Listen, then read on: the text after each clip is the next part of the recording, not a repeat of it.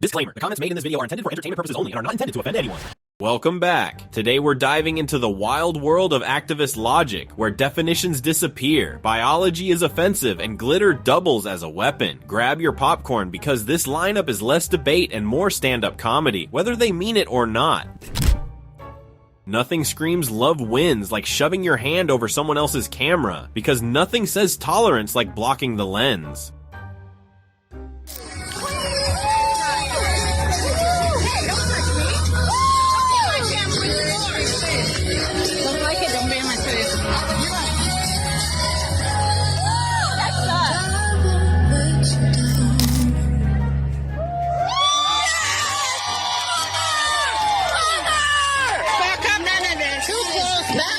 None of this. You can hurt that bill. Get in a little boss to hurt that bill. And double it. Yeah, for tipping. We got the QR code right now. Honestly, God loves us all. And you know what? Because you can give it a So for now, we're going to bring out, what am I doing? Oh, that's what we're doing. Miss Cupcake.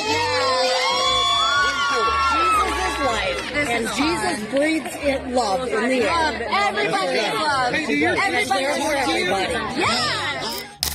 Watch closely. This is what tolerance looks like in action. Don't ask questions, don't record, just clap and nod. Because when you can't defend the idea, the best move is to hide the evidence. Transparency is supposed to be the point, but instead, we get censorship with sequins. If it's really about pride, then why all the panic at a camera? Seems like the as a woman. What's your criteria again? Again, adult human person that has a desire to be in accordance with a particular set of social and cultural norms that are typically associated with a female. Can society ever be wrong? Sure, but like it's a desire to be in accordance with a set of social and cultural norms. Can I become black if I wear blackface? No, because it's not a desire that you have to be in accordance with a particular set of social What if and somebody cultural wants norms. to be black? Because race is defined phenotypically based upon the expression to other people. But you're by some standard you're judging that. Do you think there's a phenotypical expression of someone who's white and someone who's black? Like I see you're white because of your phenotypical expression. Right. So, but do you think? But Rachel Dolezal that said she is black and culturally black, is she black? Does she have phenotypically characteristics we would associate Define with people who are phenotypical. I'm not sure what that would mean. It's going to be the expression. So of melanin particular content, one skin. Yes. Okay. So she could pass as a black person. Wait. So she doesn't have the melanin content. She's borderline. No. Heavily. Okay. So then she's not black. Okay. So you're able to say who is black and not black. That's how we define it in society. You know. Okay, got it. So, but is there an objective definition of who is black? Wait, language is all subjective. Linguistics professionals indicate it's subjective. Language is all subjective? Yes, absolutely. Oh, Every really? word you just used was created by other human beings that are engaging in conversation. No, you might think it's created by God, but even then it's still subjective. Got it. But now we're getting somewhere. God's a subject. Now we're getting somewhere. Is the word and the value behind murder objective or subjective? Well, I think morality is subjective. But you think it's subjective too because it comes from God. That's interesting. Wait, does it come from God or independent of God? Well, no, of course it comes from God. It's transcendent. That's subjective. That's subjective. Yes, it is. If it comes from God, it's specifically subjective. If it comes independent of God, then it's objective. No, what you just told me is also compatible morality. with moral anti-realism. So let's go back to the Ten Commandments. You don't understand meta-ethics. Well, hold on a second. What does subjective morality mean? What does it mean? Subjective morality means that it comes in everybody's own opinion, their own form, not dependent upon a objective. stance. Again, God is a stance, and that's the truth of morality. So if let's believe, do you believe if everybody believed in the concept of God, the transcendent God, that there was a 10 commandments and we should live by them, right? So this guy sat down to debate gender and ended up giving a theology lecture instead. His definition of a woman? Anyone who wants to be one. That's right, it's now a spiritual calling, like signing up for sainthood. And to make it airtight, he tells us words don't matter because people invented them, which is hilarious because without words, he wouldn't even be able to call himself an activist. Candace asks the forbidden question, if gender's a choice, why not race? The host's response. Let's not conflate it with being black, otherwise you'd have to defend Rachel Dolezal. Well, there's no. Well, would you defend her? Well, there's no defending crazy. That's crazy. But why is that crazy? Hold on. Because she was a white woman that said she was black. Yeah, that's a man saying he's a woman. But let's back up. If you're gonna say that a man can just be a woman, why can't Rachel Dolezal just be black? You got to be consistent. Because she's white. Okay, because it's a man. No, but hold on. I get it. You know I'm right. I get it. I'm right. No, I don't agree. And this is not a matter of right or wrong. But it is. Hold on. This one is. Let me tell you. Why isn't Rachel Dolezal black? Because she's a white woman. Okay, because it's a male or it's a female. When Candace pulled out the race card, the activist instantly folded. Instead of answering, he tried to wiggle out with, "It's not about right or wrong. Not about right or wrong. Then what is it about vibes and hashtags?" That's the beauty of this ideology. When you can't defend it, just declare reality optional. It's less of a debate and more of a live action improv show. Next up, a trans activist says kids are born trans because brains. Don't ask for proof though, it's science if you just believe hard enough. Breaking news. A straight man rejects a trans woman and now it's a human rights violation. I was at a coffee shop with a friend and I saw a stranger that I thought was really cute and I decided to go up and ask them out. They look at me and they go, "Oh my gosh, I'm so flattered. That means so much. Thank you. But I'm actually straight." And I said, "No worries." And I walked away and I didn't tell them that I am a woman, a trans woman, but I didn't say that. The idea of being rejected and having someone assume my gender felt safer to me than me standing up for myself and saying to the person I'm actually a woman. Here's the scene. A straight guy says no thanks, and the trans woman reacts like he just broke the Geneva Convention. Sorry, but attraction isn't assigned by committee. You can't legislate desire any more than you can legislate gravity. It's not oppression, it's just how human biology works. Maybe heartbreak is the one thing that's truly equal. At City Hall, an activist says, "Make the city safe for us, or we'll make it unsafe for you." Ah yes, the classic safety through threats approach.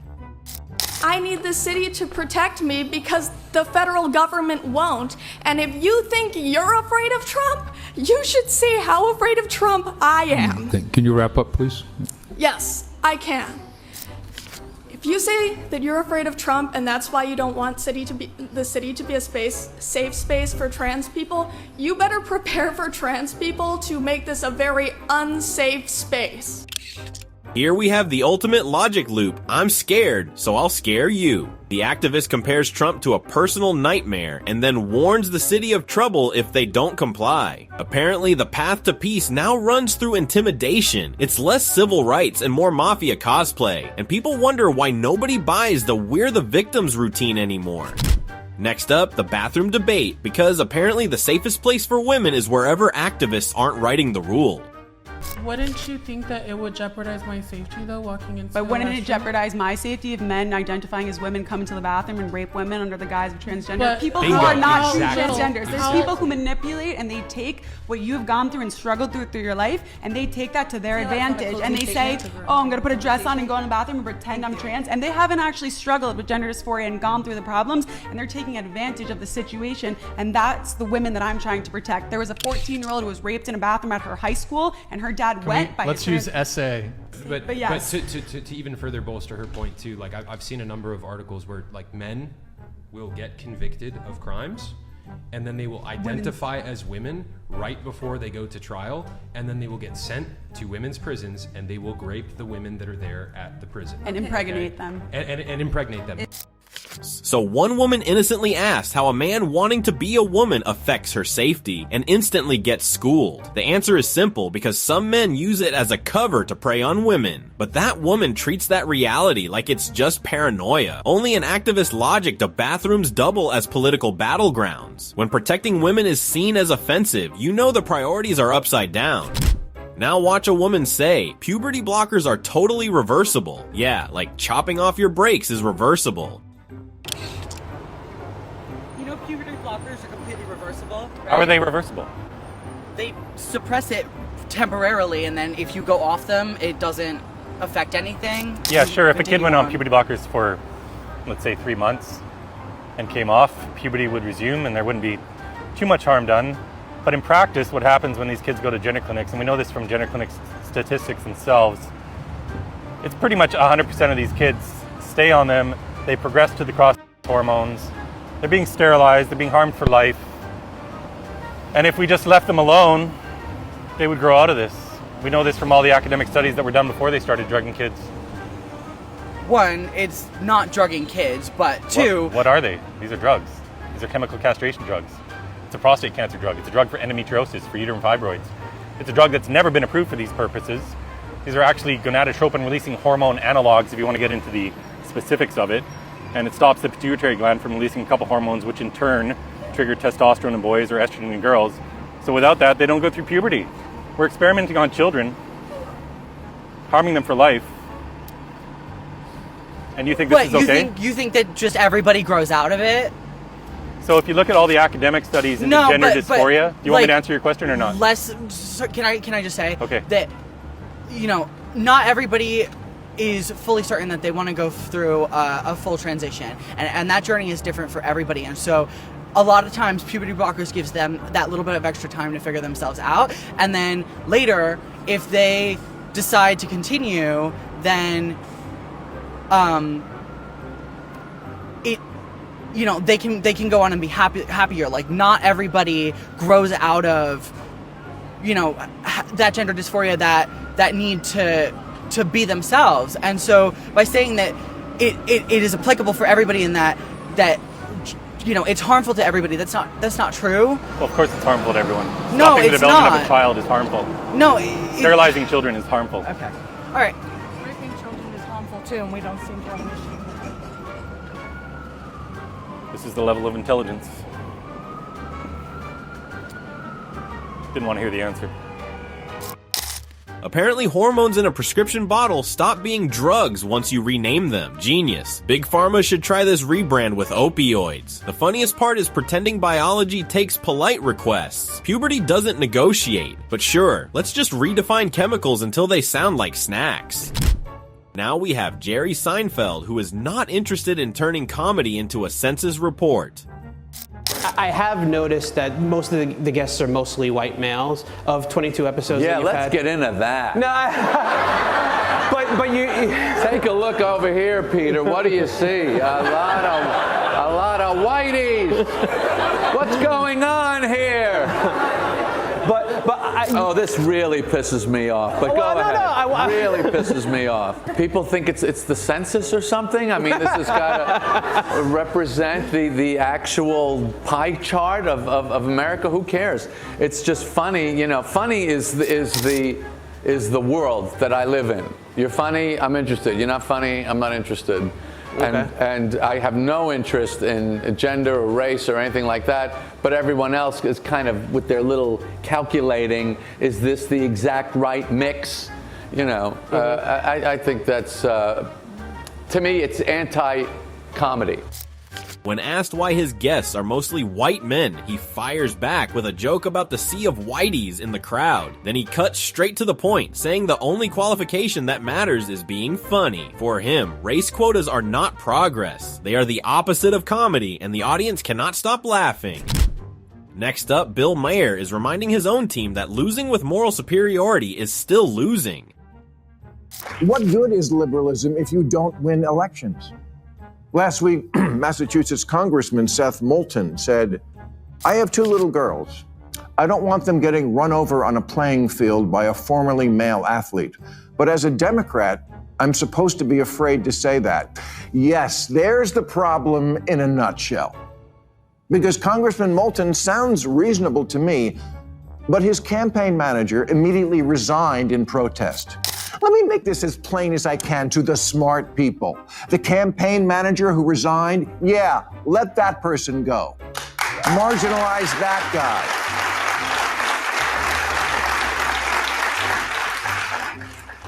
Try making too woke be a cancelable offense.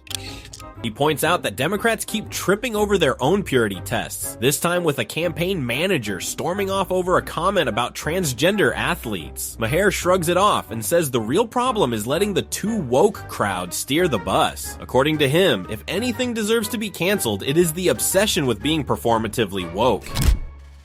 And now we have Alan West being asked the dumbest question of the night. Do you identify as black? No, it's a serious question, because you might not identify. Can you please put the mic? Thank you. Okay. When I walked into the room, I am not done with my question. Young lady. I'm just asking you to listen to me. And I'm about to answer the first question. But I didn't finish my question. Okay. Yeah, I'm black. A student demands to know if he identifies as black, as if that is some kind of gotcha. Wes just smiles, says yes, and the room cracks up while she keeps trying to talk over him. It is less a debate and more proof that outrage culture has officially run out of material.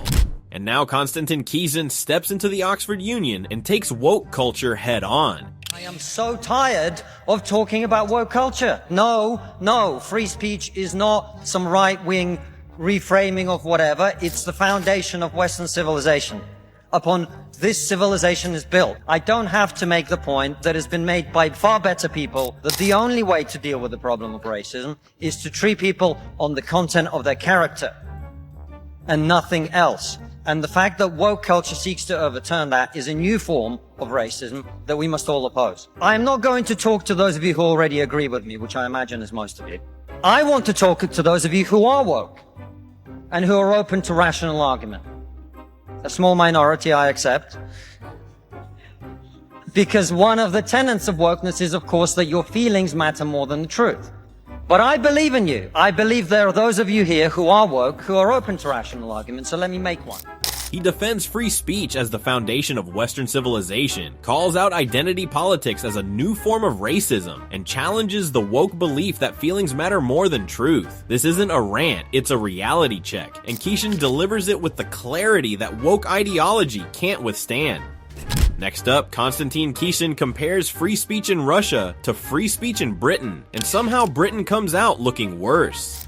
In Russia last year, 400 people were arrested for things that they said on social media. 400 people in Russia.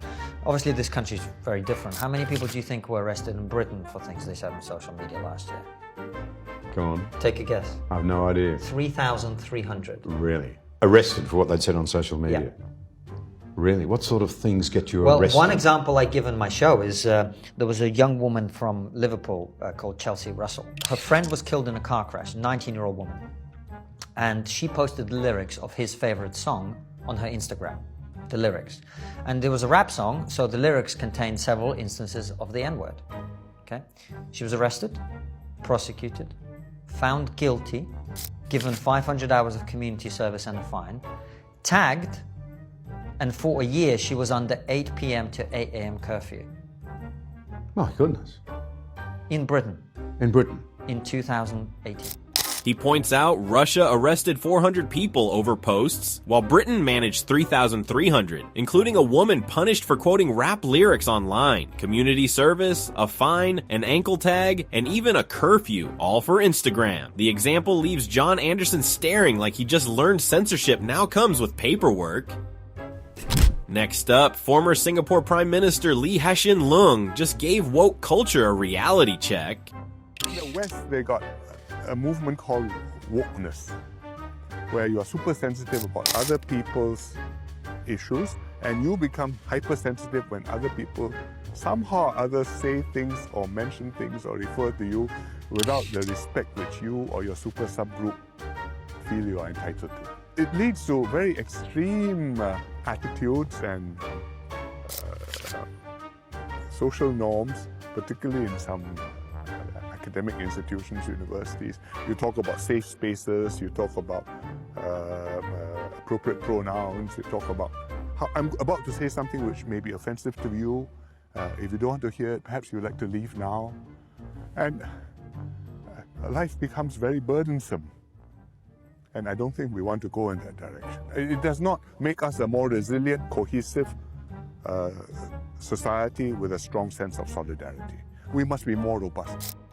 While others tiptoe around feelings, Lee called it out straight. Woke culture is turning life into a performance of sensitivities, safe spaces, endless pronouns, trigger warnings. He's not buying it. And why should he? A society obsessed with avoiding offense isn't stronger. It's fragile. That correlates to their gender. Like what? They are more similar to that of their gender than their birth sex. Okay, so that's an objective way to measure it, in your opinion, correct?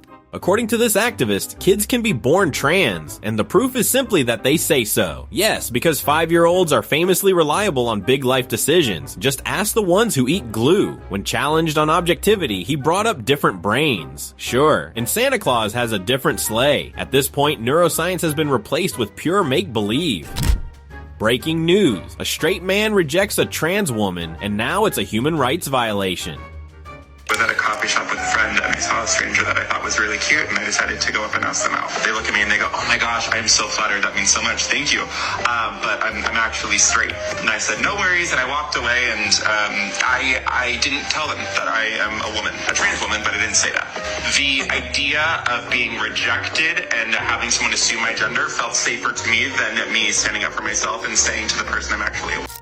Here's the scene. A straight guy says no thanks, and the trans woman reacts like he just broke the Geneva Convention. Sorry, but attraction isn't assigned by committee. You can't legislate desire any more than you can legislate gravity. It's not oppression, it's just how human biology works. Maybe heartbreak is the one thing that's truly equal. At City Hall, an activist says, make the city safe for us, or we'll make it unsafe for you. Ah yes, the classic safety through threats approach. I need the city to protect me because the federal government won't. And if you think you're afraid of Trump, you should see how afraid of Trump I am. Can you wrap up, please? Yes, I can. If you say that you're afraid of Trump and that's why you don't want the city to be a safe space for trans people, you better prepare for trans people to make this a very unsafe space. Here we have the ultimate logic loop. I'm scared, so I'll scare you. The activist compares Trump to a personal nightmare and then warns the city of trouble if they don't comply. Apparently, the path to peace now runs through intimidation. It's less civil rights and more mafia cosplay, and people wonder why nobody buys the we're the victims routine anymore. Next up, the bathroom debate, because apparently the safest place for women is wherever activists aren't writing the rule. Wouldn't you think that it would jeopardize my safety though, walking into But wouldn't the it jeopardize my safety if men identifying as women come into the bathroom and rape women under the guise of transgender? But people who are not true transgenders. There's people who manipulate and they take what you've gone through and struggled through your life and they take that to their advantage and they say, oh, I'm going to put a dress on and go in the bathroom and pretend I'm trans. And they haven't actually struggled with gender dysphoria and gone through the problems and they're taking advantage of the situation. And that's the women that I'm trying to protect. There was a 14-year-old who was raped in a bathroom at her high school and her dad went by Let's use essay. But yes. To even further bolster her point too, like I've seen a number of articles where like men will get convicted of crimes and then they will identify as women right before they go to trial, and then they will get sent to women's prisons and they will grape the women that are there at the prison. And impregnate them. And impregnate them. So one woman innocently asked how a man wanting to be a woman affects her safety and instantly gets schooled. The answer is simple, because some men use it as a cover to prey on women. But that woman treats that reality like it's just paranoia. Only in activist logic do bathrooms double as political battlegrounds. When protecting women is seen as offensive, you know the priorities are upside down. Now watch a woman say, puberty blockers are totally reversible. Yeah, like chopping off your brakes is reversible. You know, puberty blockers are completely reversible. Right? How are they reversible? They suppress it. Now, we've got Lawrence Fox, who just roasted woke activists like a master chef. People are looking to be upset because we're so affluent. They're going, well, you know, Martin Luther King did a great thing in the 60s and he gets spat out and beaten as they cross the bridge in Selma. I want an activist cause. So what can we go for now? Well, we've done homosexuality, we've done race. Okay, let's reinvigorate race and then let's go for chopping dicks off young people. Social justice, man, get out there. Let's affirm these children. He's pointing out that modern activism isn't about real struggle. It's about being offended for fun. Martin Luther King got spat on and beaten, and now we have people hunting causes like it's a hobby. Social justice, he says, affirms the kids and then drops the mic with, it's bollocks. Even Barack Obama is handing out reality checks. This idea of purity and you're never compromised and you're always politically woke and all that stuff, you should get over that quickly. The world is messy. There are ambiguities. Yep. People who do really good stuff have flaws. People who you are fighting may love their kids. And, you know, share certain things with you, and I think that one danger I see among young people, particularly on college campuses, Malia and I talk about this. Yara goes to school with my daughter. But I do get a sense sometimes now among certain young people, and this is accelerated by social media, there is this sense sometimes of the way of me making change is to be as judgmental as possible about other people. And that's enough. Like if I tweet or hashtag about how you didn't do something right or used the wrong verb, or then I can sit back and feel pretty good about myself. Because, man, you see how woke I was? I called you out. I'm going to get on TV, watch my show, watch Grownish. You know, that's not activism. That's not bringing about change. You know, if all you're doing is casting stones, you know, you're probably not going to get that far. That's easy to do. On stage with Yara Shahidi, he tells the audience to quit pretending that tweeting outrage is the same as changing the world. He pokes fun at the "look how woke I am" performance, complete with a parody voice, and the crowd eats it up. When a former president has to remind people that moral grandstanding on social media is not activism, you know the participation trophy era has gone too far. Temporarily, and then if you go off them, it doesn't affect anything. Yeah, sure. If a kid went on puberty blockers for, let's say, 3 months and came off, puberty would resume and there wouldn't be too much harm done. But in practice, what happens when these kids go to gender clinics, and we know this from gender clinic statistics themselves, it's pretty much 100% of these kids stay on them, they progress to the cross hormones, they're being sterilized, they're being harmed for life. And if we just left them alone, they would grow out of this. We know this from all the academic studies that were done before they started drugging kids. One, it's not drugging kids, but two... What are they? These are drugs. These are chemical castration drugs. It's a prostate cancer drug. It's a drug for endometriosis, for uterine fibroids. It's a drug that's never been approved for these purposes. These are actually gonadotropin-releasing hormone analogs, if you want to get into the specifics of it. And it stops the pituitary gland from releasing a couple hormones, which in turn trigger testosterone in boys or estrogen in girls. So without that, they don't go through puberty. We're experimenting on children, harming them for life. And you think this is okay? You think that just everybody grows out of it?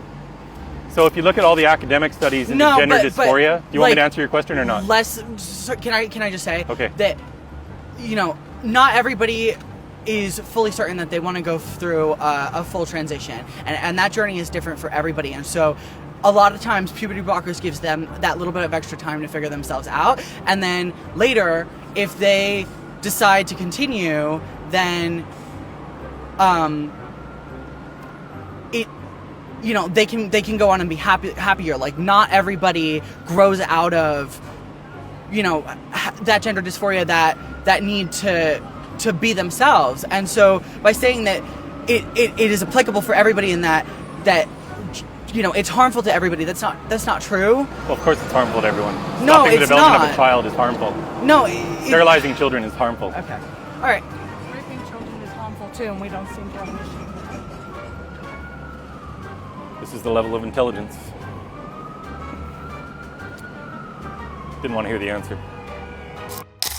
Apparently hormones in a prescription bottle stop being drugs once you rename them. Genius. Big Pharma should try this rebrand with opioids. The funniest part is pretending biology takes polite requests. Puberty doesn't negotiate. But sure, let's just redefine chemicals until they sound like snacks. Sports debate time. An activist explains why men competing as women is totally fair. Women cannot manipulate. They don't have the... Nothing screams love wins like shoving your hand over someone else's camera, because nothing says tolerance like blocking the lens.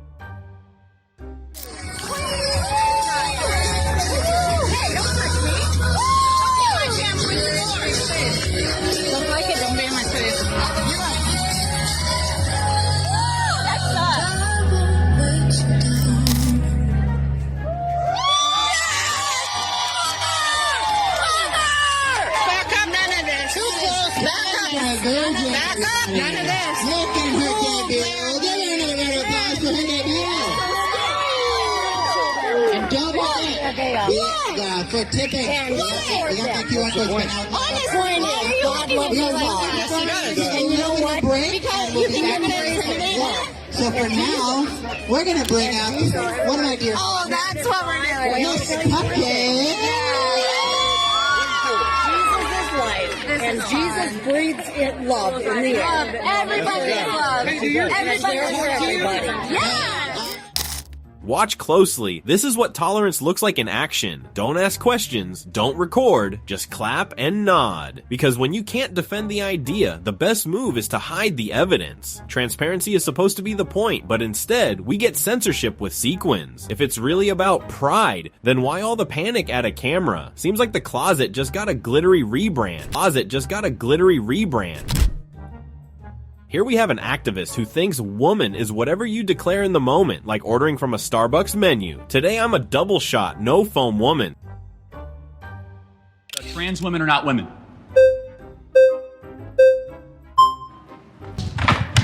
Okay. What's your name? Sam. Nice to meet you. Let's define our terms. A woman is an adult female with XX chromosomes. You tell me, what is a woman? I think a woman is somebody who identifies as a woman. Got it. So that's not a definition. That's like saying a table is something that identifies as a table. Give me an objective definition of No, how... it's not. A table is an object. Well, a table can't identify as anything. It doesn't have choice. You have to give me an objective definition of what a woman is. If I decided right now that I wanted to identify as a woman, I would be a woman. Okay, but that doesn't answer the question. I know, but right now I'm a man, right? So if that happened right now, I'd be a woman. So once a person makes the decision to identify as a woman, got it. No, they're a woman. That's a separate issue. What is a woman?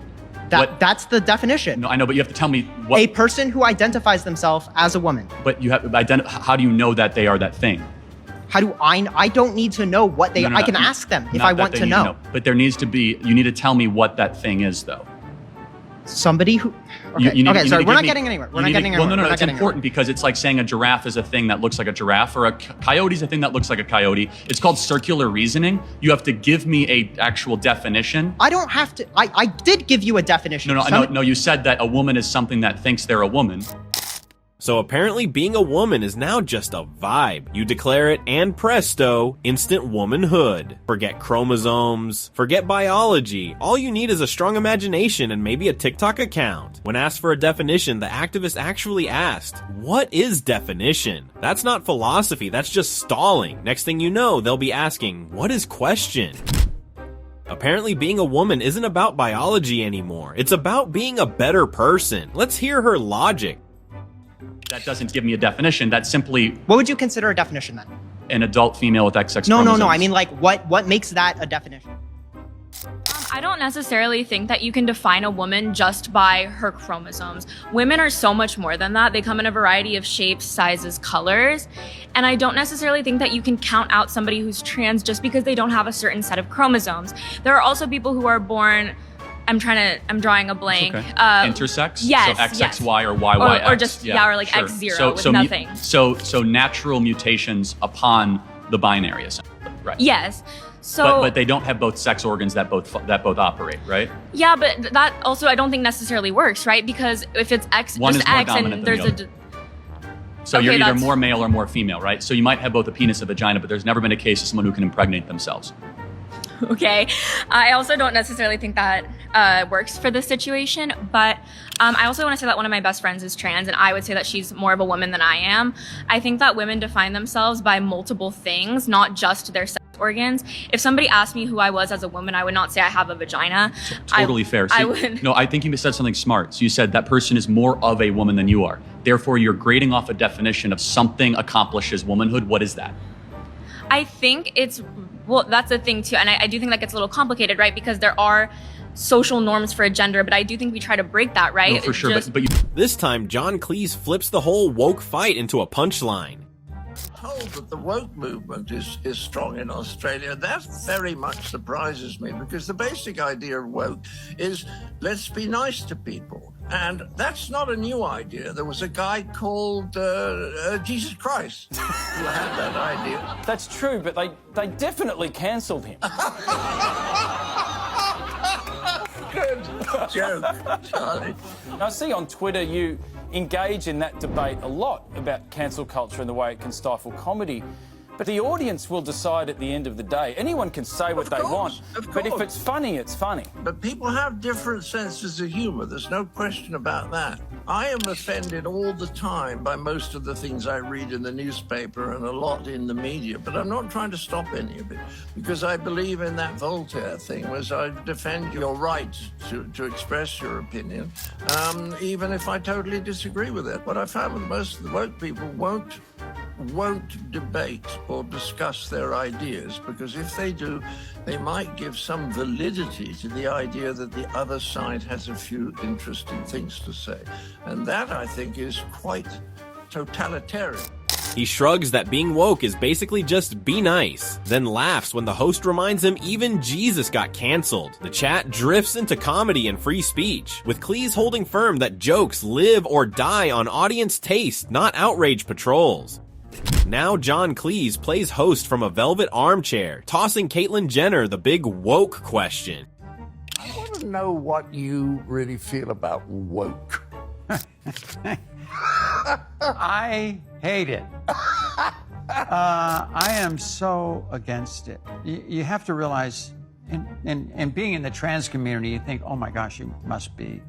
You're not expecting that. Yeah, you don't expect it. But I've been around a long time. I've seen a lot. I've been a very proud American, and I'm proud of our culture and everything. And I see what's happening in the woke world. And it, to be honest with you, really, really bothers me. She just laughs and fires back. I hate it. Adding that even as a trans woman, she is done with the whole thing. Jenner calls herself a proud American, sounding alarms about society's direction, while Cleese grins at the bluntness. Up next, Donald Trump gives us his grand definition of woke, and shocker, it is not from a dictionary. You know what woke means? It means you're a loser. Everything woke. Everything woke. It's true. Everything woke turns to okay? It's true. He basically boils the whole thing down to losers and disaster, and the crowd eats it up like it is gospel. It is less political theory and more open mic night for applause lines. Sports debate time. An activist explains why men competing as women is totally fair. Women cannot manipulate. They don't have the physical strength. They don't have the height, the bone density, the endurance to do what men do. And if y'all really think you do, why do we have separate sets of sports? Why do women not compete with men in everything? I don't know. Right now, first of all, this is a there's men. Do you government ran by men. There's no sport Of course, that has they men and already women divided together. us. Y'all do what y'all want. From y'all the say start. What y'all want. Yeah. No. Trans women are entering women they're destroying games. you guys. Yeah, they're destroying you guys. Yeah, Getting Leah dumber. Thomas is a biological male who's competing against women, and he's crushing every single woman. Even in like skateboarding, crushing females. Fighting, crushing females. Surfing, crushing females. Forget science, forget fairness. Apparently, sports separation is just another conspiracy by the patriarchy, right? Because governments invented biceps. Then, mid-sentence, she sets up a softball for the conservative, and he smashes it out of the park. Brutal efficiency. If words were punches, she just got KO'd. In Canada, a trans activist sprinkles glitter on a 12-year-old like it's Pride Fairy dust. The cop wasn't amused and shut that down fast.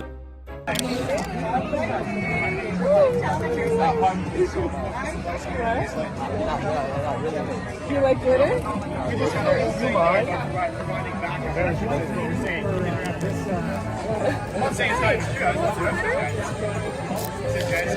It's a party!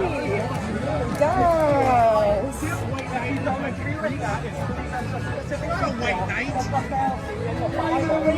Golden rainbow.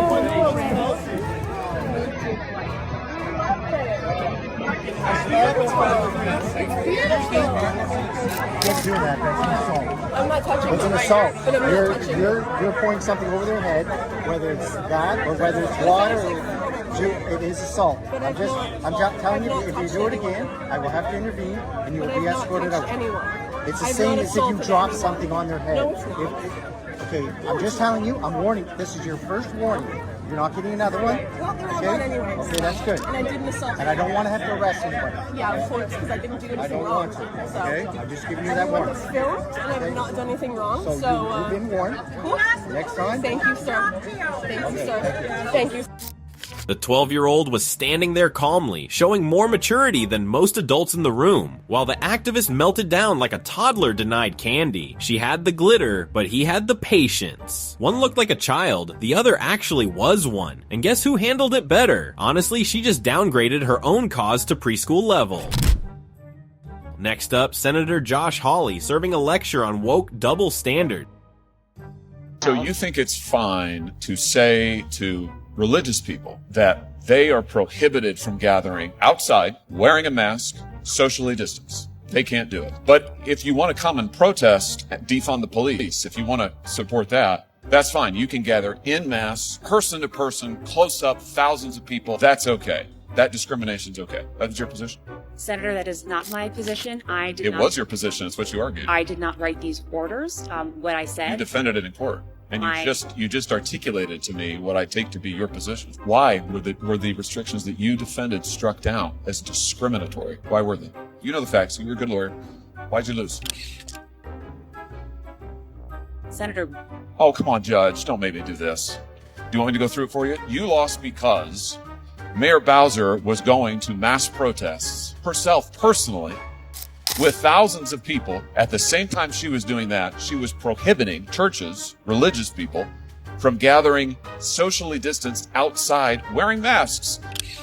He goes after Lauren Alicon for defending church shutdowns during COVID, while mass protests rolled on without a problem. Every time she tries to respond, he cuts her off and reminds her she already lost the case. Then he brings up the mayor marching in protest while churches stayed closed, sealing it as peak hypocrisy. Here's a guy in a green hoodie reminding us that America once lost its mind over cartoon candy. There's just been a massive drama over these characters. Mars just cancelled their own cartoon characters. This is ridiculous, by the way, so hold tight. M&Ms have these mascots. They call them spokes candies. A little while ago, they changed the appearance of some of these.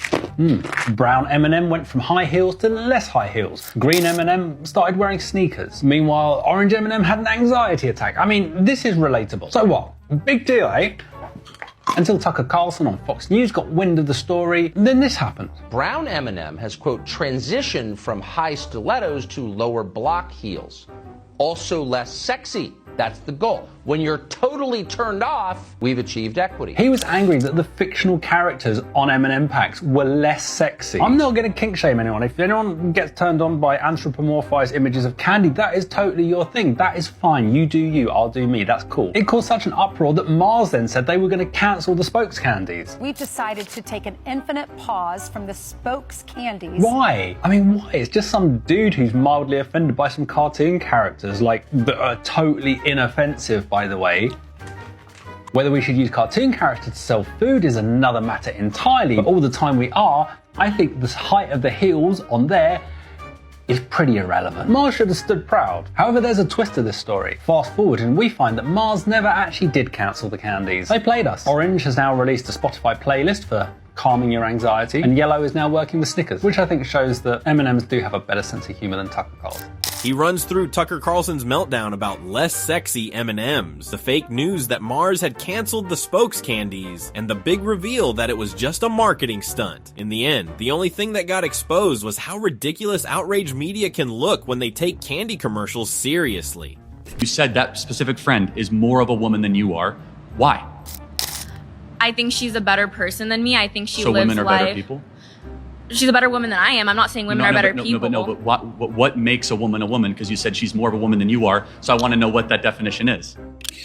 So we're told you can't decide womanhood by chromosomes, but also you can't decide it by appearance. Basically, you can't decide it at all. Yet somehow her best friend is more woman than she is. More woman. What does that even mean, extra estrogen points? When pressed for details, she admitted it's because her friend is simply a better person. Well, congratulations. We've officially turned biology into a moral contest. And when she couldn't defend it anymore, she tapped out of the debate like a UFC fighter in round 1. And now, Theology class with Activist 101, womanhood is a feeling, words are made up, and apparently dictionaries are just religious propaganda. Right, okay. I'm gonna let somebody else That's go. all good. All right, Parker, what is a woman?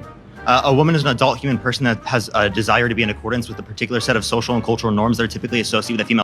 Now, define a man. Define a man. You're looking at one, XY chromosomes in a Okay, but adult does God the Father have XY chromosomes prior to incarnation? We literally have a religious He's topic a later. father and he's he/him, but he's not a man? We have a religious Wait, so a man is someone with XY chromosomes, but he doesn't have XY chromosomes, yet he's still a man, and he still uses preferred pronouns? It's actually very interesting. In the original Hebrew, Adonai, do you know what Adonai is? It's the Hebrew word for God. It's actually genderless, but in the scriptures, they use he, right? And they use the masculine.